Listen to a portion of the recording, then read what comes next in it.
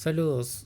Este es un ejercicio de aplicación para encontrar los esfuerzos máximos, uno en tracción y el otro en compresión, de una viga que es doblemente asimétrica. Cuando tenemos una sección que es doblemente asimétrica, es decir, que tiene asimetría tanto en el eje Z horizontal como en el eje Y vertical, en esos casos es más práctico usar la fórmula generalizada.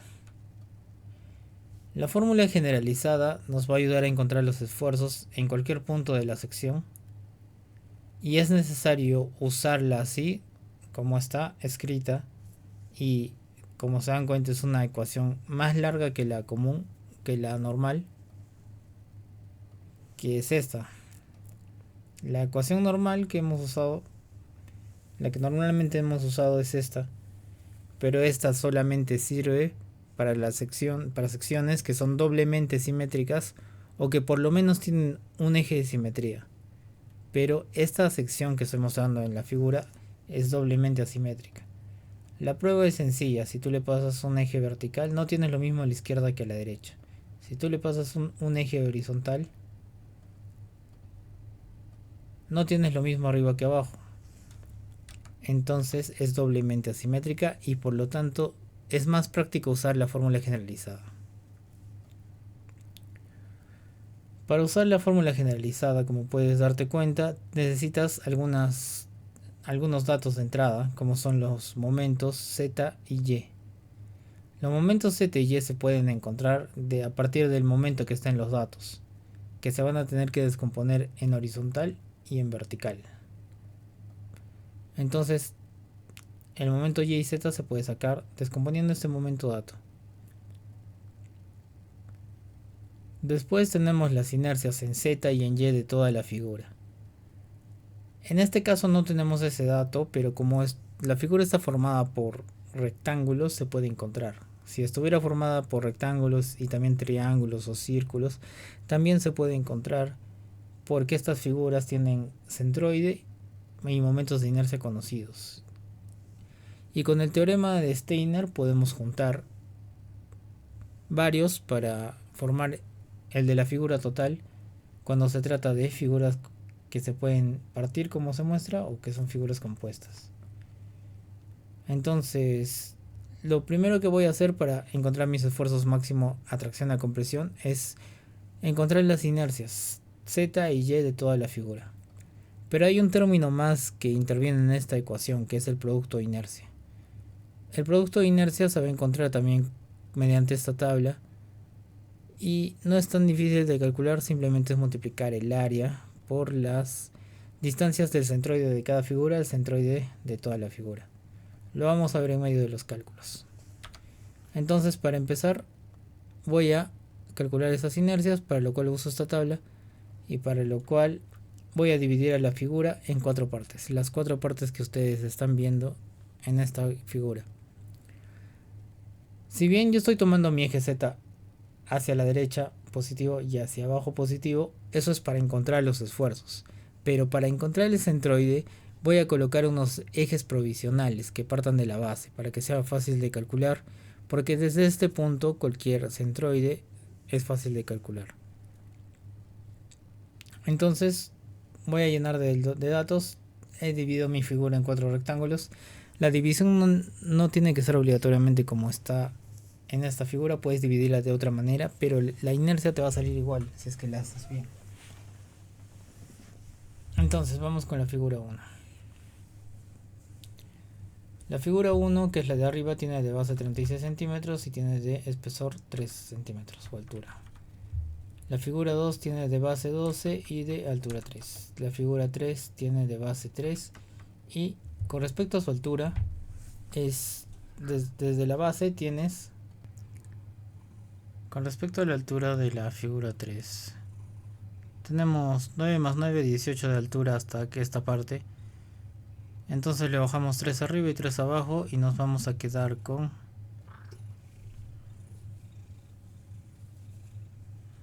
18 menos 3, 15, menos 3, 12. Vamos a la figura 4. La figura 4 tiene de base 12 y de altura 3. Vamos con la coordenada z del centroide de la figura 1. La figura 1 se encuentra al medio de mis ejes, así que su coordenada z es 0. Y con respecto a su coordenada y podemos sacar que desde la base se mide hasta el centroide de la figura 1 18 más 1,5, que serían 19,5. Con respecto a la figura 2, para encontrar el centroide en el eje z horizontal, retrocedes 1,5 y le sumas la mitad de 12, que es 6, y terminas en 4,5. Con respecto al eje y, te vas desde la base hasta esta parte y tienes 18. Si le restas la mitad de 3, tienes 16,5.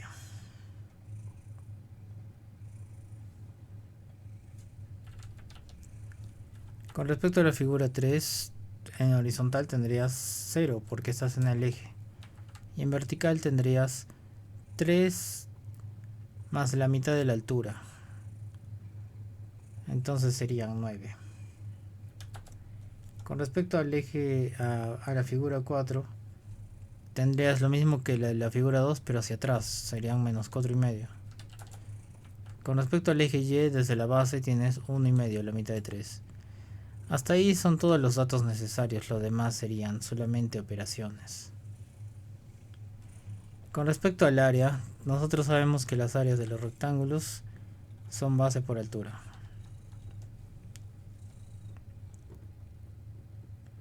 Y luego sumamos para encontrar el centroide.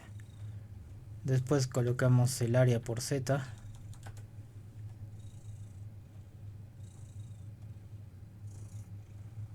Y luego el área por y.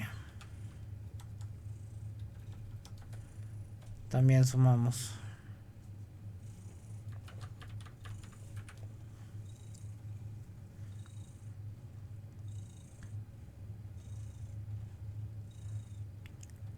Para encontrar el centroide dividimos las áreas por z entre áreas.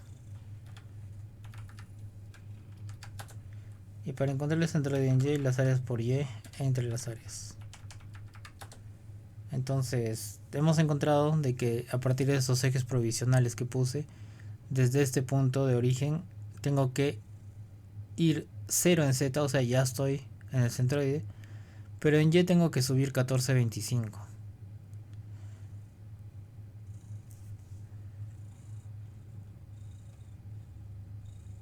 Entonces es como si mis ejes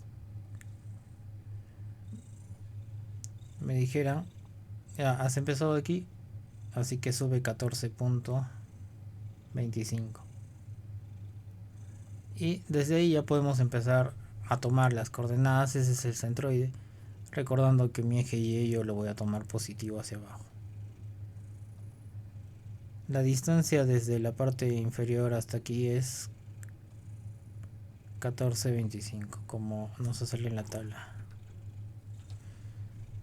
Lo cual explica algunas distancias que ya estaban colocadas en la imagen, pero que se hacen conocidas ahora. Por ejemplo, este va a ser el centroide desde donde están saliendo los ejes z y y. Y si desde la base hasta el centroide hay 14,25, entonces si hasta aquí tengo 9, me falta 5,25 para mis 14,25, ¿no? Ya estaba señalado el centroide.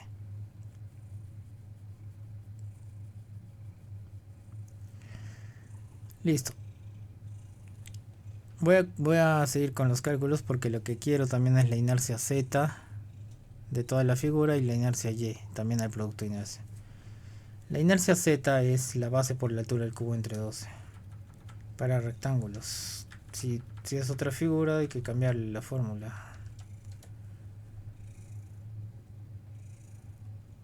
Listo. La distancia y para aplicar Steiner es la coordenada y de cada uno menos la coordenada y de toda la figura.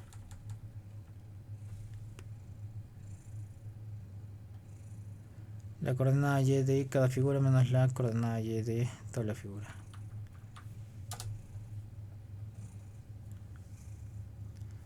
Entonces la inercia de toda la figura va a ser el aporte de cada una, pero con Steiner. Inercia más área por distancia al cuadrado. Sumas. Y tenemos la inercia Z de toda la figura con respecto al eje Z, que está ya en el centroide. Para la inercia en Y, en cambio, tenés que tomar el otro eje, así que aplicamos la altura por la base del cubo entre 12, porque son rectángulos.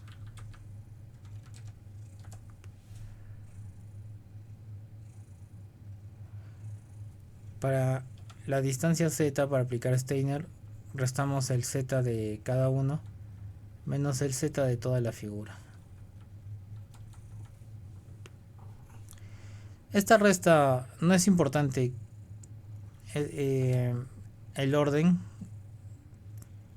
puede ser el Z que tienes menos el Z de toda la figura, o puede ser el Z de toda la figura menos el Z que tienes, porque Steiner lo eleva al cuadrado, entonces el signo no importa.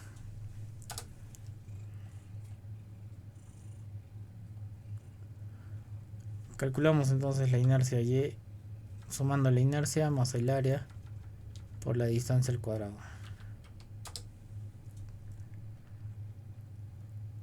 Sumamos. De esa manera hemos conseguido la inercia Y. Ahora vamos por el producto de inercia.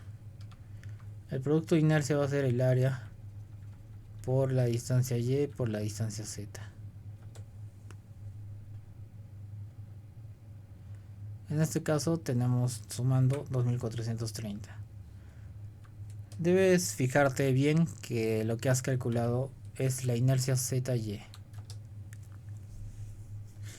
Pero la que te piden en la fórmula es la YZ. Entonces tu inercia ZY es 2430. Y si tú quieres la inercia YZ para la fórmula, simplemente le cambias de signo. Entonces lo que voy a usar para la fórmula es menos 2430. Todo lo que se hizo en centímetros, así que las inercias están en centímetros a la cuarta. Lo que está pintado de amarillo es lo que se va a usar para la fórmula, porque entra en la fórmula. Ahora vamos a descomponer el momento para tener nuestro momento Y y nuestro momento Z. Entonces, este momento está en los datos, este es parte del enunciado, y ese momento es 4,5 kN por metro.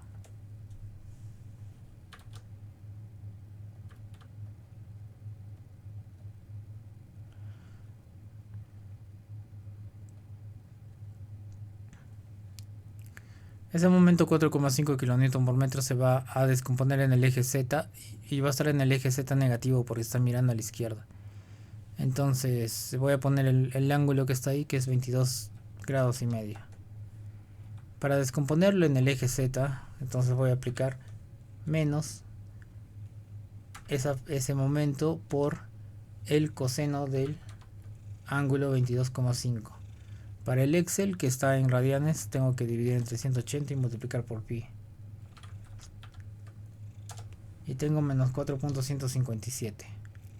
Eso está en kilonewton por metro. Recordando que yo trabajé mis inercias en centímetros, entonces multiplicándolo por 100 tengo kilonewtons y centímetros. Con respecto al momento Y, va a estar mirando hacia abajo, entonces va a ser positivo. Entonces serían 4,5 por el seno de este ángulo dividido entre 180 multiplicado por pi, solamente para la transformación de grados a radianes, porque el Excel lo va a trabajar en radianes del ángulo. Sin le puse, pero en el Excel debe ser seno. Ahí está. Multiplicado por 100 serían 172. Entonces ya tengo el momento descompuesto en su eje Z horizontal y su eje Y vertical. Aquí me voy a poner un resumen de las inercias que encontré. La inercia Z que voy a usar es 10.570. La inercia Y que voy a usar es 14.000. Y el producto de inercia que voy a usar es menos 2.430.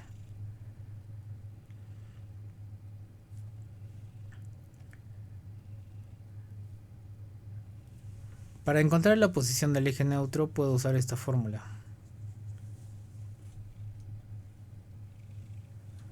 El arco tangente de... voy a poner una división. Entonces en la parte de arriba va el momento y por la inercia z más el momento z por la inercia yz. Y en la parte de abajo va el momento z. A ver, repasando. En la parte de arriba el momento y por la inercia z más el momento z, y aquí le voy a poner este momento para que no se crucen las unidades por el producto. Ya estamos arriba. Vamos abajo, momento z por inercia y más momento y por producto de inercia. Lo que me va a salir es en radianes, así que se movió. Lo último era inercia 10.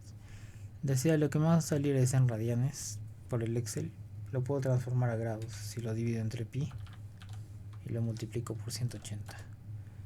Menos 24,38 es lo que sale, el ángulo que sale para el eje neutro. Entonces, si yo tengo la figura,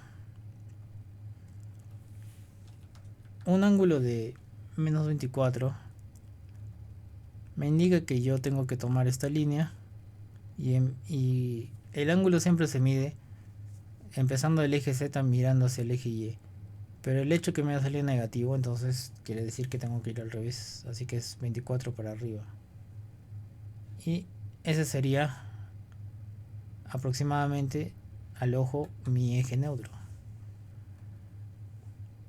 Entonces, ya teniendo tu eje neutro dibujado, si tienes un transportador u otra herramienta lo dibujas más exacto, tú puedes saber cuáles son los puntos de mayor esfuerzo, porque son los puntos más alejados de este eje neutro. Tienes dos lados, el lado de arriba y el lado de abajo. Entonces, ¿cuál es el punto más alejado? Este es el punto más alejado. Si tú pasas esta línea, es el punto más alejado y no hay otro. Así que ese punto que está ahí es el punto con más esfuerzo para este lado, ¿no? Que podría ser de tracción o compresión. Y para el otro lado, el punto más alejado es este. Ningún punto está más lejos que eso.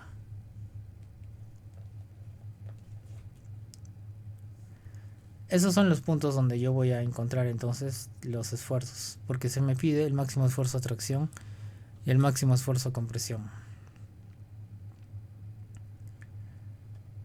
Ahora voy a colocar entonces las coordenadas de esos puntos. Sí.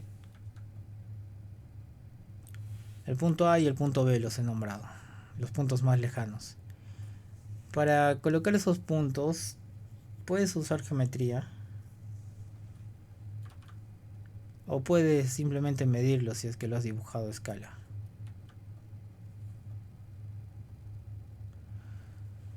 El punto A nombrado el punto esquina izquierda arriba, su z sería menos 18.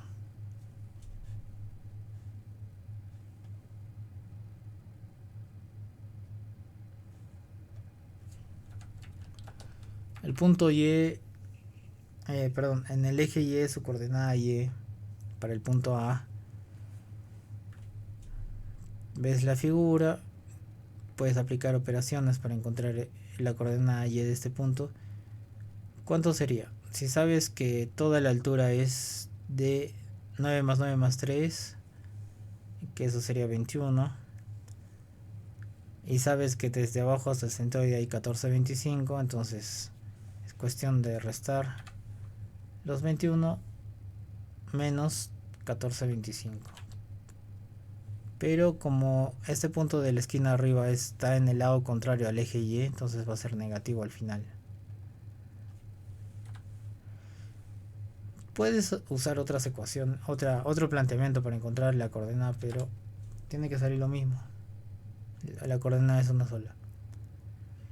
Ya, y con respecto a este punto que está en la esquina de abajo a la derecha, ¿cuál sería su coordenada? En z sería 1,5 y en Y sería desde el centroide hasta abajo tienes 14,25, lo que dice el centroide. Entonces, para encontrar los esfuerzos en estos dos puntos, ahora tengo que aplicar la ecuación generalizada para los esfuerzos. Entonces es cuestión de que seas ordenado y que te lo hagas con paciencia. Yo tengo aquí una división. En la parte de arriba tengo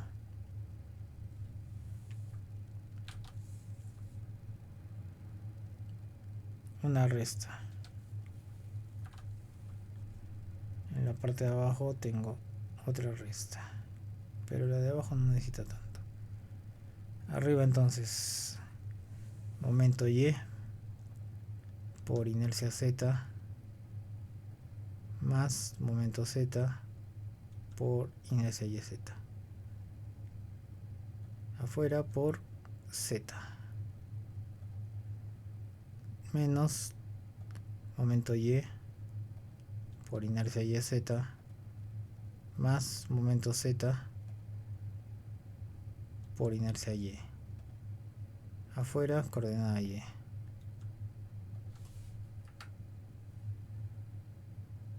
Abajo inercia Z por inercia Y. Restado de producto de inercia al cuadrado. Si la aplico tengo menos 0.6546 a 3 decimales 655.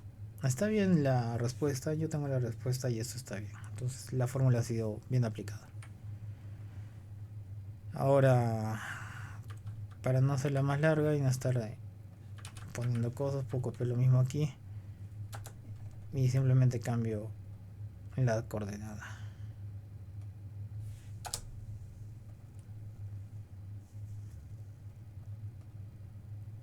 Una es menos 0.655, 30656.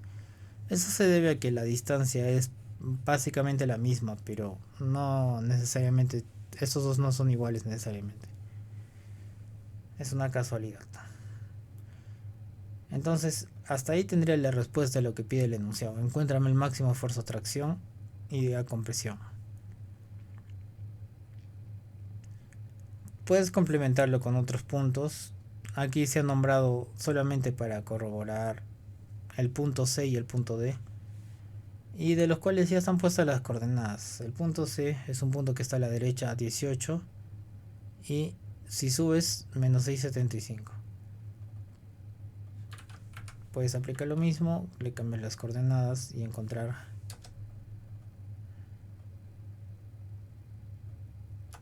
el esfuerzo.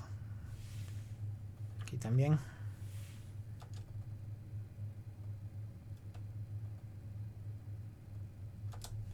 Listo.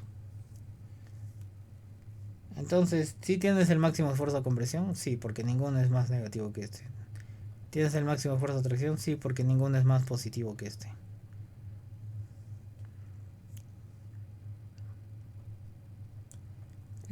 Esta parte del ejercicio la voy a dejar ahí. Pero hasta ahí todos ya tenemos una respuesta. Después se va a hablar de cómo trabajar los ejes girados y usar la fórmula común y corriente, ¿no? Esta fórmula también se puede usar, pero tienes que trabajar con los ejes principales girados. Eso se va a tratar después. Entonces, esto es todo por ahora. Gracias.